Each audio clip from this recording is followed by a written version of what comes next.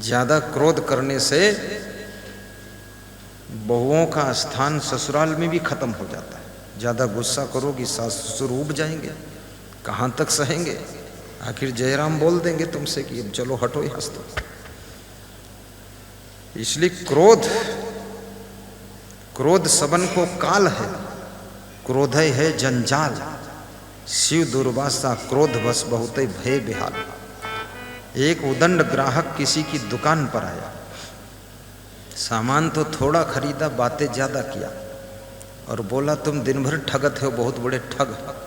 तो दुकानदार को भी थोड़ा गुस्सा आ गया। दुकानदार उठा, काला यहीं से हट जाओ, नहीं तुम्हारे यहाँ की ईंट मारी हो। तो दुकानदार नीचे उतर गया दुकान से और ईंट ढूंढ रहे मारे पते कि ईंट मार दी खोपड़ी। दुकानदार को भी ठेस लग गई और ठगता नहीं था, उसको ठग बता रहे। तो जो दुकानदार का नौकर था वो अंदर से आया और 1 किलो का बांट जो लोहे का था वो लाकर दिया दुकानदार को कि ईंट न मिली बांट मार दो। तो दुकानदार बोला मूर्ख, ये बांट तो हमको याद दिलाए। दुकान से हटकर इधर इसलिए आए हैं कि इधर ही लड़ाई झगड़ा होए, दुकान पर लड़ाई झगड़ा हुई तो दुकानों बंद हो जाए। हमका ईंट ऊँट मारे के थोड़े है तो बहाना है, डरवाई थे हटाई उन्हीं से, ईंट नहीं मारे के, सह लेना है, गम खा लेना। जिसके पास में सहनशीलता है वो कहीं फेल नहीं होता है, चाहे वो बिजनेस करे, चाहे सधुआई करे, चाहे राजनीति करे और चाहे गृहस्थी करे। और जिसमें सहनशीलता नहीं है, गम खाने की क्षमता नहीं है, अनुशासन में रहने की क्षमता नहीं, वो सब जगह फेल हो जाएगा। वो दुकान मत खोले, नहीं तो घर के भी 10-20 लाख डूब जाएंगे। वो राजनीति मत करे, वहाँ विधानसभा में पिटाई खाए वापस लौट आएगा, कोई मतलब नहीं। एक बहुत बड़े अफसर थे, सीएमओ मुख्य चिकित्सा अधिकारी, तो राजनीति का नशा चढ़ा उनको, रिटायर हो गए, चुनाव लड़ गए, सांसद बन गए, अफसर पना मिटा नहीं, तो वही शान शौकत दोबारा बुरी तरह से हार गए। हमारे आश्रम आए, बोले जहाँ घूस से काम होगा तो घूस दूंगा और जहाँ घूसा से काम होगा तो घूसा मारूंगा, मुक्का दिखाया हमको। तो हमने सोचा इनके घूसा लगे हैं जरूर, ये मुख्य चिकित्सा अधिकारी है, काम बन जाए इनका। वो संसद भवन में उनके घूसा खूब लगे, खूब पीटे गए। वहाँ सांसद लोग घूसा लगा ही नहीं उनके, दोबारा मिलवा ही नहीं करे, हम तो मिलने गए ही नहीं। तो हमने कहा चलो घूसा, जब खाइन घूसा तो घर में आए मूसा, घर में घुस के बैठ गए, हो ही गई राजनीति पूरी। राजनीति में भी गम खाइए, साधु लाइन में गम खाइए, अन्यथा गुरु छूट जाएंगे, गुरु भाई छूट जाएंगे, भगत भी छूट जाएंगे। गम खाना सीखो, गम नहीं खा पाओगे तो पति पत्नी भी साथ नहीं रह पाओगे, सास बहू का साथ नहीं बनेगा। अब गम खा लोगे तो महान कहलाओगे, और जहां मिट्टी छू लोगे सोना बन जाएगी। गम खाने वालों की गम मिट जाती है और जो गम नहीं खाते हैं वो खुद मिट जाते हैं। इसलिए गम खाना सीखो।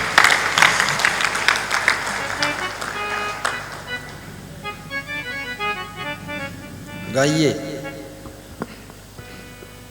गम समान भोजन नहीं जो कोई गम को खा। हर बेटी से मेरा निवेदन है, ससुराल में जाओ गम खा कर रहे। रोज रोज वहाँ से मोबाइल कर करके अपने माता पिता को सूचना मत दो कि आज ये हुआ वो हुआ। कितनी बहुएं तो रोज ये भी बताती हैं आज सब्जी किस चीज की बनी, और ये भी बताती हैं कि आज मेहमान कत्ते आए, सारा समाचार दे रही। ये अपनी ससुराल को नरक बनाना है क्या? ये ससुराल तुम्हारा परमानेंट घर है, वो मायका टेम्परेरी था। वहां से धीरे धीरे कनेक्शन कम करो, इस ससुराल में कनेक्शन जोड़ो। ससुराल में मन लगाओ। कितने लोग साधु बन गए, घर से कनेक्शन काटे ही नहीं, घर से कनेक्शन रखते, आश्रम से कनेक्शन जोड़े नहीं, गुरु से पूरा कनेक्शन हो ही नहीं। घर का समाचार लेते रहते हैं रोज रोज और अपना समाचार घर सुनाते रहते रोज रोज। उन्नति नहीं कर पाओगे, क्योंकि तुम्हारी बुद्धि, तुम्हारा मन तो घर में लगा हुआ है। और घर वाले भी तुमको हंसते हैं, वो भी कहते हैं अरे बाबा बने रहें तो सही सलामत बाबा ही रहें, घर में खाम खा टांग अड़ाए रहते। और जितने लोग बाबा बन गए वो समझते हम बहुत बुद्धिमान हैं, बहुत बुद्धिमान। वो सबका अक्ल बताओ तो अरे तुमसे ज़्यादा बुद्धिमान घर में भी हैं भाई। तुम अकल मत बताओ, अपन बबाई करो, जाए सदवाई करो, ज़्यादा घर में तिकड़म मत बनाइए। फिर साधु मार्ग में तुम उन्नति करोगे। पूरे मन को गुरु से जोड़ लो, पूरा मन आश्रम में जोड़ो। वहां आश्रम में कोई दुख सुख भी हो, कभी खिचड़ी खाने को मिले, घर में बताने क्या जरूरत है मम्मी आज खिचड़ी मिली, तो मम्मी क्या वहां से खीर भेज देंगी।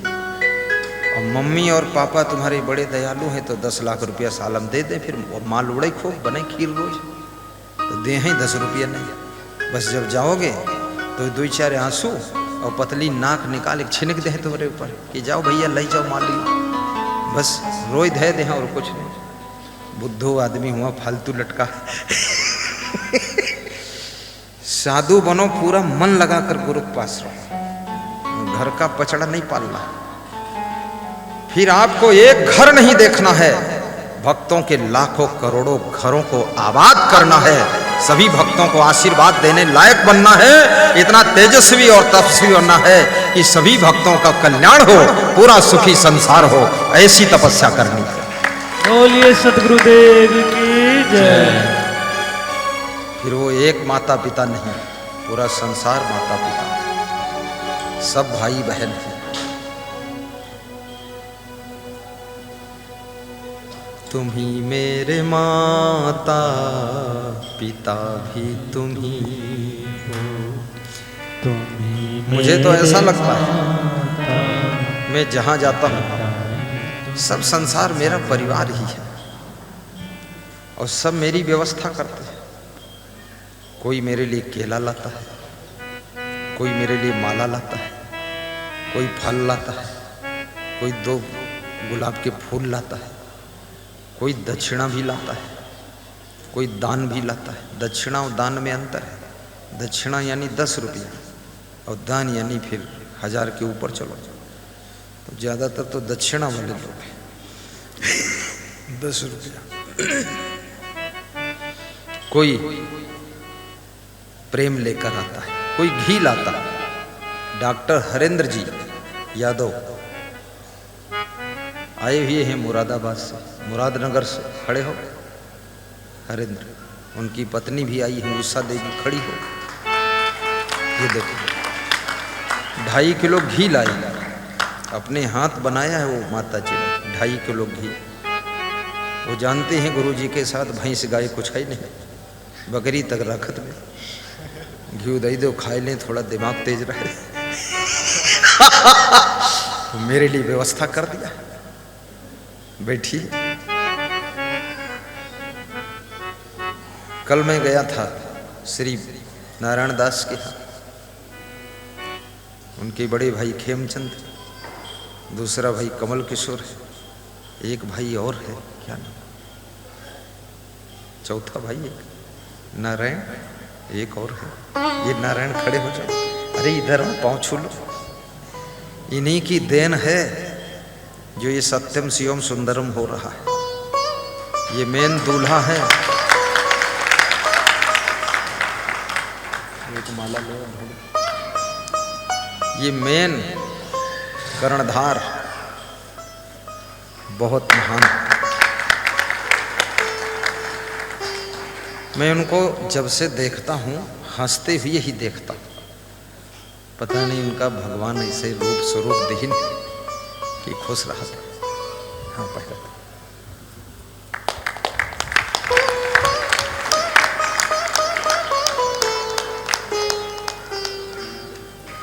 जोरदार ताली बजा दो।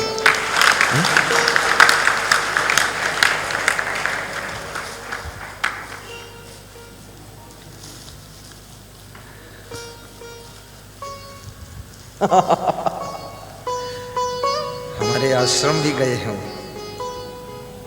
जब नई गाड़ी खरीदा था तो गाड़ी लेकर गए, बोले गुरुजी गाड़ी में बैठ लो आप, तो हम बैठ लिए। अभी भी उनकी गाड़ी में बैठ कर आया हूं। हम तो ट्रैक्टर पर भी कभी कभी बैठ लेते हैं। भक्त नहीं मानता है तो हमने कहा चलो बैठो। लेकिन प्रेम बहुत है नारायण दास का। उनकी पत्नी है श्रीमती रजनी कालरा।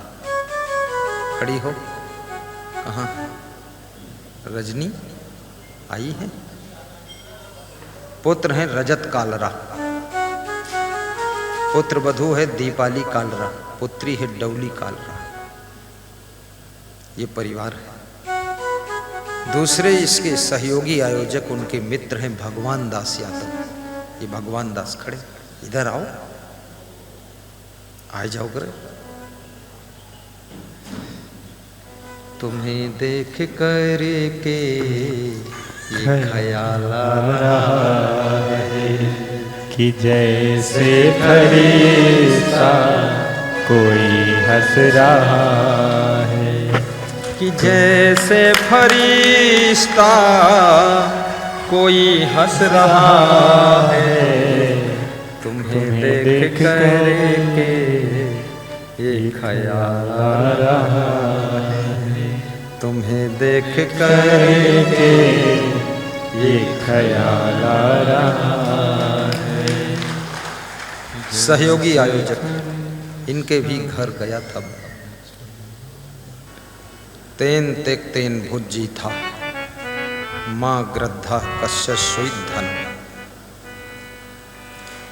उपनिषद का ऋषि कहता है कि संसार में त्याग पूर्वक संसार की वस्तुओं का प्रयोग करो। प्राणी नर और नारियों के साथ में त्याग पूर्वक व्यवहार करो। तेन तेक तेन भुज्जी मां ग्रद्धा, कहीं आसक्त मत हो। ग्रद्धा माने आसक्त हो, चिपको मत। किसी प्राणी में, किसी पदार्थ में, किसी वस्तु में, किसी चीज में चिपकने को मना। चिपको मत, फिर दुख नहीं होगा। फिर लास्ट अर्धाली में उपनिषद का ऋषि कहता है कि कस्य स्वी धनम, ये धन किसका है बताओ, ये धन किसका है? अर्थात ये धन किसी के साथ नहीं जाता। जीवन में ही धन कमाते हो, जीवन में धन से काम लेते हो,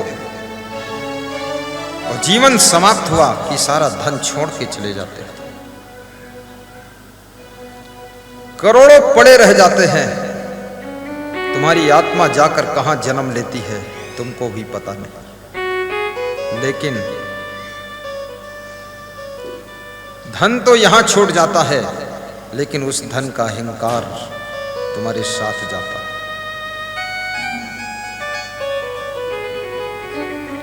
शुभ और अशुभ संस्कार तुम्हारे साथ में जाते हैं।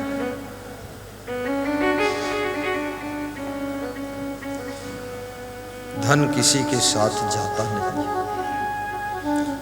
मुट्ठी बांध सभी आते हैं, हाथ पसारे जाते हैं।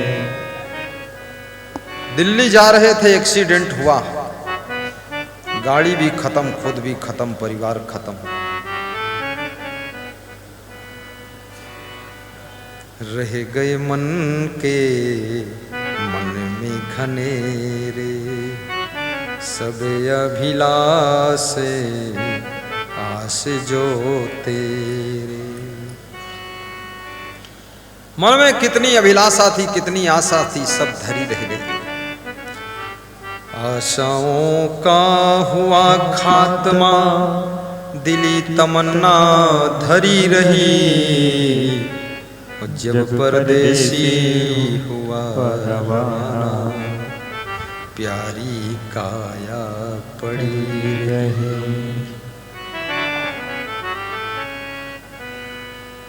कुछ साथ नहीं जाएगा, मुट्ठी बांध कर आए, हाथ पसार कर जा। सिकंदर ने भारत को लूटा। लूटने के बाद जब यूनान वापस लौटा, लौटते समय उसे याद आया कि यूनानियों ने कहा था कि भारत से सब कुछ लूट कर लाना, एक साधु भी ले आना। भारत में साधु होते। सिकंदर ने अपने सिपाहियों को भेजा कि जाओ एक साधु ढूंढ कर लाओ। सिपाहियों ने बहुत ढूंढा। नदी किनारे एक साधु बैठा हुआ मिला। साधु संत का जीवन भी बड़ा विचित्र होता है। सिपाहियों ने कहा, मैं सिकंदर का सिपाही हूं। सिकंदर का आदेश है, आपको यूनान चलना है। भारत छोड़ो, यूनान चलो। साधु हंसने लगा, बोला, जिस दिन से साधु हुआ हूं, गुरु की आज्ञा और भगवान के आदेश के अलावा किसी का आदेश मानता ही नहीं। सिकंदर तो मेरे लिए बंदर से भी छोटा है। सिपाहियों ने कहा, ये तलवारें देख लो, लाखों का खून पी चुकी है।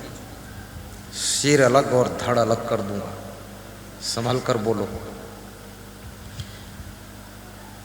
उसने कहा, जाओ सिकंदर से कह देना कि साधु नहीं आ रहा है। सिकंदर को जब सूचना दी गई कि वो साधु नहीं आ रहा है, सिकंदर को क्रोध आ गया। क्रोध आ गया, ऐसा नहीं है। सिकंदर का क्रोध कभी जाता ही नहीं था, परमानेंट रहता था। कुछ लोगों को परमानेंट क्रोध रहता है और कुछ लोगों को तो बस 1-2 मिनट के लिए आता है, फिर चला जाता है।